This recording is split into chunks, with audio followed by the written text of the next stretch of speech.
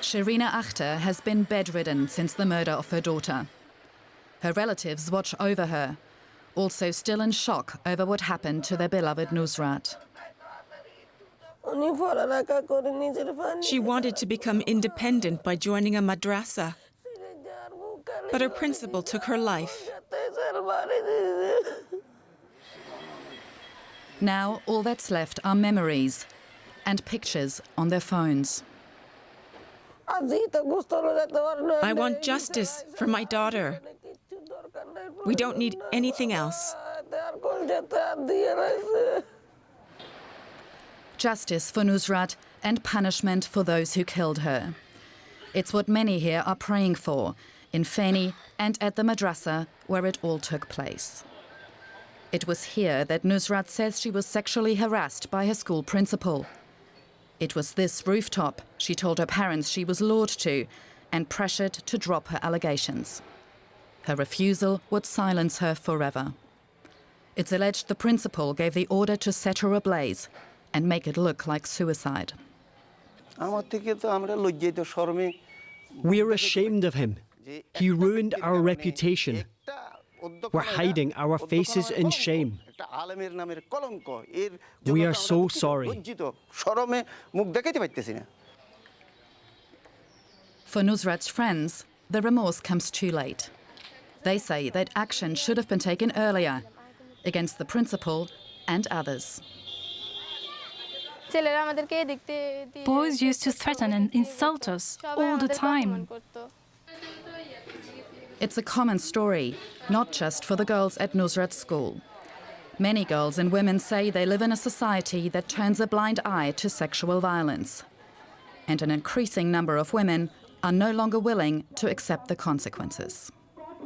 Yes, today we are here not just for Nusrat, every Nusrat, be it Tonu, be it Rafi, for everyone we are standing here holding hands together that this needs to change. Nusrat wanted change too. She paid for it with her life.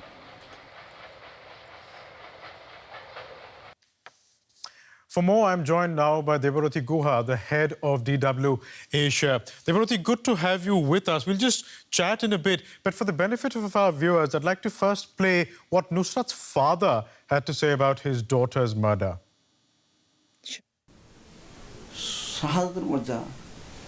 My daughter died as a martyr for standing up for the truth until her last breath. Nusrat said, "I would rather die than tell a lie or withdraw my accusations. I will fight against this sexual harassment."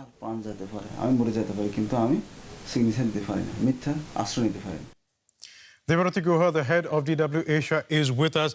Debarati, Nusrat, before she died, said she wanted to fight this case till her last breath. Is this case going to be a watershed moment for Bangladeshi women and their fight against sexual violence? Actually, Brish, it is hard to say whether this one case would emancipate women in Bangladesh. Personally, I think it won't. Actually, a lot more needs to be done to bring down the level of violence against women. It is, however, true that the Nusrat case has created a lot of awareness among people. We are seeing that many people, not just the educated lot, but also common people from various backgrounds, are protesting and taking part in demonstrations and demanding justice for Nusrat. People have also taken to the streets and are also making their voice heard on social media. But what really amazes me is that the courage with which Nusrat spoke against sexual assault. We must not forget that she was a girl from a conservative background and was studying in a madrassa, but still, she did not compromise and went to police to file a complaint. It is rare, because many women in Bangladesh actually choose to stay silent on sexual harassment issues as they fear a backlash from the male-dominated society and even from their own families. And this girl, yet she went to the police, and the police apparently tried to dismiss her complaint. She was even filmed while she was making this complaint. The police has come in for criticism. Is it just a matter of the police that needs sensitizing, or does it need to expand beyond the police? Well, there is a huge need to sensitize the Bangladeshi police, but I would say, why only police? Why shouldn't the government be sensitized?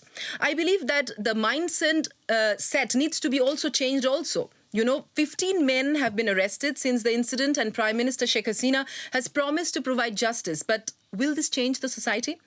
In South Asia, the male child is given preference over the female child. He's treated better by the family. He gets the meal first and gets a larger share. This is all rooted in patriarchy, and we need to work to change these dynamics. In 2009, for example, the Supreme Court of Bangladesh passed an order to establish sexual harassment cells in all educational institutions where students can take their complaints. I hope that this case, this Nusrat's case, will bring about more such cells across the country. That is a hope that everybody across South Asia, at least, and if not the world, will certainly have. Debarati Guha, head of DW Asia, thank you very much for joining us on this very important story.